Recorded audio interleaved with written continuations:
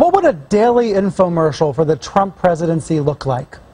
Well, actually, we don't have to wonder. We have the answer right in front of us. It's called Fox and Friends. We're going to watch some dogs coming up on Fox and Friends Live from Look at this T-shirt. Yeah, beat that, Matt Lauer. We're watching dogs. President Trump watches all the morning shows, but judging by his tweets as recently as this morning, Fox and Friends is his favorite. He gave 2 interviews to Fox and Friends this week. Those were his only interviews all month.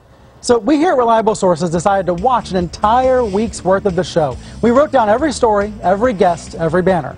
And what we found is that Fox and Friends is really Trump's safe space. It looks like a newsy morning show, but Fox executives acknowledge it's not really a newscast. It's a conservative-themed talk show. The show is about showering Trump with positive attention and burying his enemies with negative attention.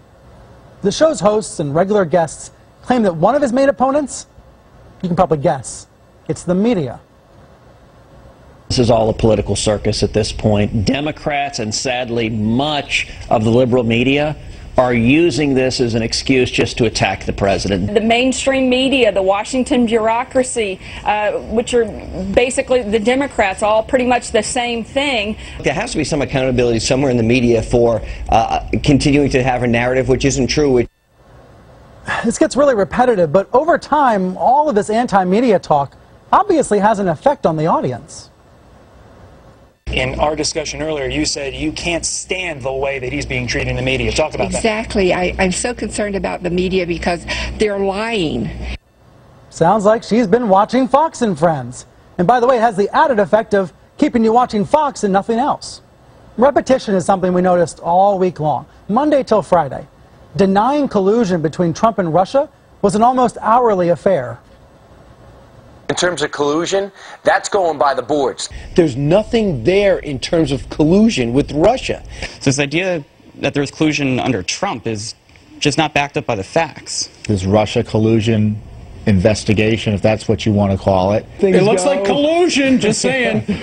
All the collusion, all the corruption that hasn't been proven, all the leaks, just give him a chance. Collusion, corruption, never been proven. There is a leaker, and the leaker's James Comey. There has been no obstruction. There has been no collusion. There has been leaking by Comey.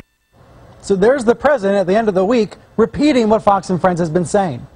The show's latest obsession has been undermining and attacking the credibility of special counsel Robert Mueller. Remember, Trump is hearing these talking points all week long and then at the end of the week repeating them back to the host, Ainsley Earhardt. Can we trust Robert Mueller? Isn't it a conflict of interest for Mueller to be appointed and for him to choose an attorney that was Hillary Clinton's foundation attorney? Should he recuse himself? There it is, heroes versus villains, us versus them. On Fox and Friends, Trump is us, Mueller is them. Watching for an entire week, we saw lots of the president's friends, but almost no dissenting voices, no Trump skeptics or critics, except in sound bites, which were then knocked down. It's all about optimism for Trump, resentment about his opponents. You can even see it in the show's banners on the bottom of the screen. And again, it's oftentimes an anti-media narrative. You can see here, liberal press attacks hospitalized congressmen, or liberal press still pushing White House shakeups, or MSNBC analyst makes a graphic president analogy. I wonder, what would they do without the liberal media? Who knows? The hosts and the guests on the show know that the president is watching, and they go out of their way to not only endorse his points of view, but also express their appreciation.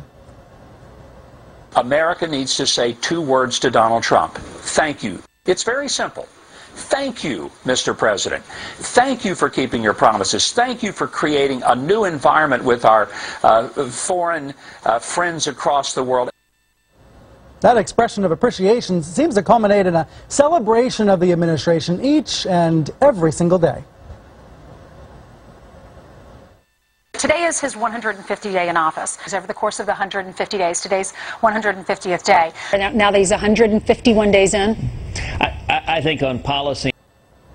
Counting up, it might be a bit of a problem when you have to remind viewers about how long a president has lasted in office. Doesn't this preoccupation with counting remind you of something from your childhood? 1, 2, 3, 4, 5, 6. 1, 2, 3, count with me. I'm just playing here. But the bottom line is that you might look at this and see propaganda from Fox. I prefer to think of it as an infomercial. Fox and Friends is selling a product. Of course, it's in the guise of a news talk show, just like something on QVC or HSN or all those channels. Now, hey, it's a free country, but viewers should recognize what product Fox is selling. Coming up next here on the program, TV legend Phil Donahue. He thinks the press is focusing on all the wrong things when it comes to covering the president and the opposition. Hear from him in a rare interview right after the break.